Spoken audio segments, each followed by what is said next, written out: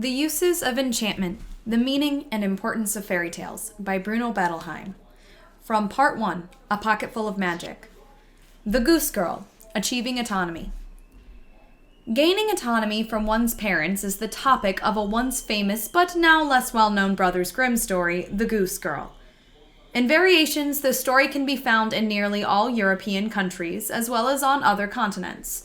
In the Brothers Grimm's version, the tale begins, "There once lived an old queen whose husband had died many years ago, and she had a beautiful daughter. When the time came for her to be married, and the child had to travel into the alien country, the mother gave her precious jewelry and treasures. A chambermaid was assigned to accompany her. Each woman was given a horse to ride on, but the princess's horse could talk and was named Falada.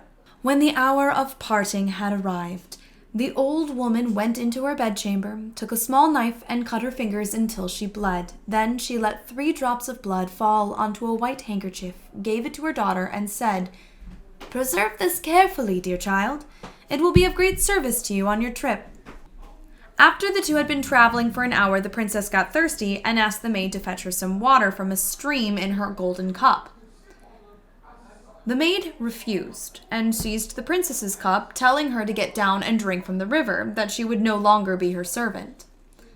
Later on, the same thing happened again, but this time as the princess bent over to drink, she dropped and lost the handkerchief with the 3 drops of blood. With this loss, she became weak and powerless.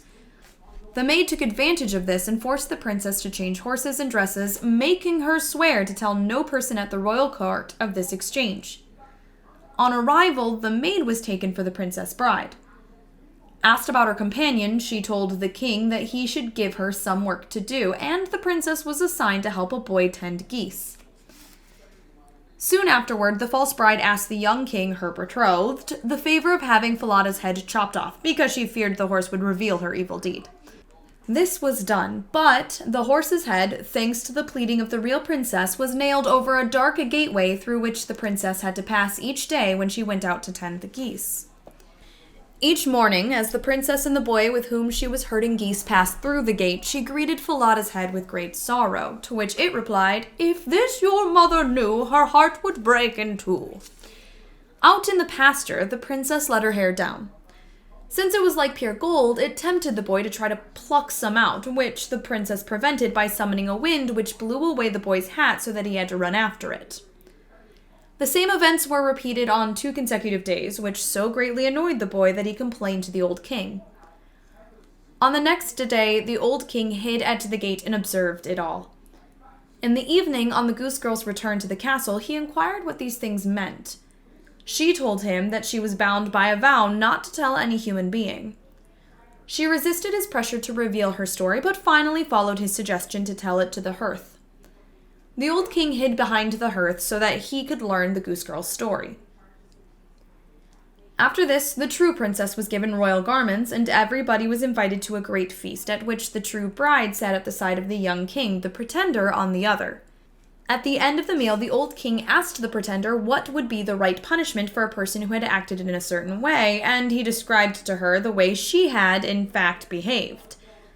The pretender, not knowing she was found out, answered, "She deserves nothing better than to be stripped naked and to be put into a barrel studded inside with pointed nails, and 2 white horses should drag it up the street and down until she is dead." "It's you," said the old king, "and you have found your own sentence, and thus shall it happen to you." And when the sentence was carried out, the young king married his right bride, and both ruled their kingdom in peace and sanctity. At the very beginning of this tale, the problem of the succession of generations is projected as the old queen sends her daughter to be betrothed to a faraway prince, that is, to establish a life of her own independent of her parents. Despite great hardship, the princess keeps her promise not to reveal to any human being what has happened to her. Thus she proves her moral virtue, which finally brings about retribution and a happy ending. Here, the dangers which the heroine must master are inner ones, not to give in to the temptation to reveal the secret. But the main theme of this tale is the usurpation of the hero's place by a pretender. The reason the story and motif are widely found among all cultures is their Oedipal meaning. While the main figure is usually female, the story also appears with a male hero, as in the best-known English version of the story, Roswell and Lillian, in which a boy is sent to the court of another king to be educated, which makes it even clearer that the theme concerns the process of growing up, maturing, and coming into one's own. As in The Goose Girl, on the boy's trip, his attendant forces him to change places with him. Arriving at the foreign court, the usurper is taken for the prince who, through degrading to the role of a servant, nevertheless wins the heart of the princess. Through the help of benevolent figures, the usurper is restored to his rightful place. Since the pretender in this tale also tried to replace the hero in his marriage, the plot is essentially the same, with only the sex of the hero changed, which suggests that it is not important. This is because the story deals with an Oedipal problem, which occurs in the lives of girls and boys alike. The Goose Girl gives symbolic body to two opposite facets of Oedipal development. In the earlier stage, a child believes that the parent of his own sex is a pretender who has wrongfully assumed the child's place in the affections of the parent of the other sex, who would really much prefer having him as a marital partner. The child suspects that the parent of the same sex, through his cunning, he was around before the child arrived, has cheated him out of what ought to be his birthright, and hopes that through some higher intervention, things will be righted, and he will become the partner of the parent of the other sex. This fairy tale also guides the child out of the early Oedipal stage to the next higher one, when wishful thinking is replaced by a somewhat more correct view of the child's true situation during the Oedipal phase. As he grows in understanding and maturity, the child begins to comprehend that his thought that the parent of the same sex is arrogating the place which should be his does not accord with reality. He begins to realize that it is he who wishes to be the usurper, and he who desires to take the place of the parent of the same sex. The Goose Girl warns that one must give up such ideas because of the terrible retribution which is meted out to those who, for a time, succeed in replacing the rightful marital partner. The story shows it is better to accept one's place as a child than to try to take that of a parent, much as one may desire to do so. Some might wonder whether it makes any difference to children that this motif appears mainly in story versions having a heroine. But irrespective of the child's sex, this story strongly impresses any child because on a preconscious level the child comprehends that the tale deals with Oedipal problems which are very much his own. In one of his most famous poems, Germany, A Winter Fairy Tale, Heinrich Heine tells what a deep impression the Goose Girl made on him. He writes, "How my heart used to beat when the old nurse told how the king's daughter, in days now olden, sat alone on the desert heath, while glistened her tresses so golden. Her business was to tend the geese as a goose girl, and when at nightfall she drove the geese home again through the gate, her tears would in piteous plight fall." The Goose Girl also contains the important lesson that the parent, even if she is as powerful as a queen, is helpless to assure her child's development to maturity. To become himself, the child must face the trials of his life on his own. He cannot depend on the parent to rescue him from the consequences of his own weakness. Since all the treasure and jewels given the princess by her mother are of no help to her, this suggests that what a parent can give his child by way of earthly goods is of little aid if the child does not know how to use it well. As her last gift, and the most important one, the queen gives her daughter the handkerchief with the 3 drops of her own blood. But the princess loses even that through carelessness. The 3 drops of blood as a symbol of achieving sexual maturity will be discussed more fully later in connection with Snow White and the Sleeping Beauty. Since the princess leaves to get married and thus is to change from a maiden to a woman and wife, and her mother stresses the importance of the gift of the handkerchief with the blood even over the talking horse, it does not seem far-fetched to think that these drops of blood spilled onto a piece of white linen symbolize sexual maturity.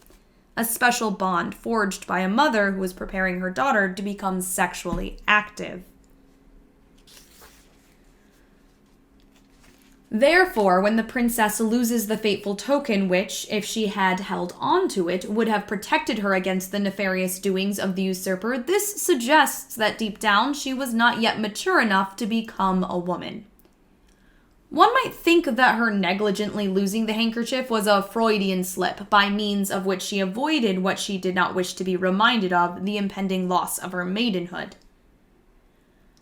As a goose girl, her role reverted to being a young unmarried girl, an immaturity further emphasized by her having to join a little boy in herding the geese. But the story tells that hanging on to one's immaturity when it is time to become mature brings about tragedy for oneself and those closest to one, such as the faithful horse Falada. The verses Falada speaks 3 times, each time in response to the goose girl's lament on encountering its head. "O Falada, thou who hangest there," do not so much bemoan the girl's fate as express the helpless grief of her mother. Falada's implied admonition is that not only for her own sake, but also for her mother's, the princess should stop accepting passively whatever happens to her.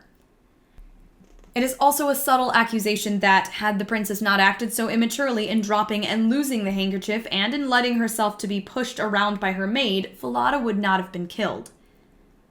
All the bad things that happen are the girl's own fault because she fails to assert herself. Not even the talking horse can help her out of her predicament. The story emphasizes the difficulties one encounters on life's voyage, coming into sexual maturity, gaining independence, and self-realization. Dangers must be overcome, ordeals endured, decisions made, but the story tells that if one remains true to oneself and one's values, then, despite how desperate things may look for a while, there will be a happy ending.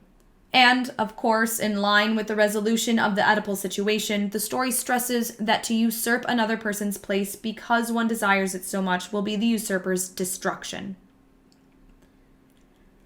The only way to come into one's own is through one's own doing. One could compare once more the depth of this short fairy tale, that is barely 5 printed pages long, with a modern story mentioned before that has found very wide acceptance, The Little Engine That Could, which also encourages the child to believe that if he tries hard enough, he will finally succeed. This modern story and others like it do give the child hope and thus serve a good but very limited purpose. But the child's deeper unconscious desires and anxieties remain untouched by them, and in the last analysis, it is these unconscious elements that stand in the way of the child's trusting himself in life. Such stories neither directly nor indirectly reveal to the child his deeper anxieties, nor offer relief at the level of these pressing feelings. Contrary to the Little Engine's message, success does not, by itself, do away with inner difficulties. Otherwise, there would not be so many adults who keep trying, who do not give up, and who finally succeed in achieving externals, but whose inner difficulties remain unrelieved by their success. The child is not simply afraid of failure as such, though it is part of his anxiety. But this is what the authors of such stories seem to think, maybe because this is what adults' fears center on, i.e., the disadvantages failure realistically brings about. The child's anxiety over failure centers on the idea that if he should fail, he will be rejected, deserted, and utterly destroyed. Thus, only a story in which some ogre or other evil figure threatens the hero with destruction if he should fail to show himself strong enough to stand up to the usurper is correct according to the child's psychological view of the consequences of his failure. Final success is experienced as meaningless by the child if his underlying unconscious anxieties are not also resolved. In the fairy tale, this is symbolized by the destruction of the evildoer. Without that, the hero's finally achieving his rightful place would not be complete because if evil continued to exist, it would remain a permanent threat. Adults often think that the cruel punishment of an evil person in fairy tales upsets and scares children unnecessarily. Quite the opposite is true. Such retribution reassures the child that the punishment fits the crime. The child often feels unjustly treated by adults and the world in general, and it seems that nothing is done about it. On the basis of such experiences alone, he wants those who cheat and degrade him, as the impostor maid cheats the princess in his story, most severely punished. If they are not, the child thinks that nobody is serious about protecting him, but the more severely those bad ones are dealt with, the more secure the child feels. Here it is important to note that the usurper pronounces her own sentence. As the maid chose to take the place of the princess, so now she chooses the manner of her own destruction. Both are the consequence of her viciousness, which makes her invent such cruel punishment. Thus, it is not inflicted on her from the outside. The message is that evil intentions are the evil person's own undoing. In choosing 2 white horses as executioners, the usurper reveals her unconscious guilt about having done away with Falada. Since it was the horse on which a bride rode to her wedding, one assumes that Falada was white, the color standing for purity. So it seems fitting that a white horse avenge Falada. The child appreciates this all on a preconscious level. It was mentioned before that success in meeting external tasks is not sufficient to quiet inner anxieties. Therefore, a child needs to receive suggestions as to what else besides persevering is needed. It may seem on the surface that the goose girl does nothing to change her fate and is restored only thanks to the interference of benevolent powers or of chance which sets the king's discovery and her rescue going. But what may seem like nothing or very little to an adult is understood as a considerable achievement by a child who also can do very little to change his fate at any moment. The fairy tale suggests that it is less impressive deeds which count, but an inner development must take place for the hero to gain true autonomy. Independence and transcending childhood requires personality development, not becoming better at a particular task or doing better with external difficulties. I've already discussed how the goose girl projects the 2 aspects of the Oedipal situation, feeling that a usurper has taken one's rightful place, and the later recognition that the child wishes to usurp a position that in reality belongs to his parent. The story also highlights the dangers of a childish dependence clung to for too long a time. The heroine at first transfers her dependence from her parent to her attendant, and does as she is told without using her own judgment. As a child does not wish to give up dependence, so does the goose girl fail to respond to the change in her situation. This, the story tells, is her undoing. Holding on to dependence will not gain her higher humanity. If she goes out into the world as symbolized by the princess's leaving home to gain her kingdom somewhere else, she must become independent. This is the lesson the goose girl learns while tending geese. The boy who is her partner in herding the geese tries to rule her as the maid had done on the trip to her new home. Motivated only by his own desires, he disregards the princess's autonomy. On the trip away from her childhood home, she let the maid get away with taking her golden drinking cup. Now as the princess sits down in the pasture and combs her hair, the tresses that glistened so golden in Heine's poem, the boy wants to get hold of her hair to usurp, so to say, part of her body. This she does not permit. Now she knows how to ward him off. Where she was too fearful of the maid's anger to resist her, now she knows better than to permit herself to be pushed around by the boy's anger at her for not giving in to his desires. The stress in the story that both the cup and the girl's hair are golden alerts the listener to the importance of the girl's different reactions to similar situations. It is his anger at the goose girl's refusal to do his bidding which leads the boy to complain to the king about her, and thus brings about the denouement. It is the heroine's assertion of herself when degraded by the boy which is the turning point in her life. She who dared no opposition when the maid had degraded her has learned what autonomy requires. This is confirmed by her not going against her sworn statement unlawfully, though it had been extracted from her. She realizes that she should not have permitted herself to make this promise, but once it is made, she must keep it. But this does not preclude her telling the secret to an object, as a child will feel free to pour out his grief to some toy. The hearth, which stands for the sanctity of the home, is an apt object to confess her sad fate to. In the Brother Grimm's story, the hearth has become an oven or stove, which, as the place where food is prepared, also stands for basic security. But the essential is that by asserting her dignity and the inviolability of her body, the girl's refusal to let the boy pull off some of her hair against her will, the happy solution came about. The evildoer could think only of trying to be, or appear to be, somebody she is not. The goose girl learned that it is much harder to be truly oneself, but that this alone will gain her true autonomy and change her fate.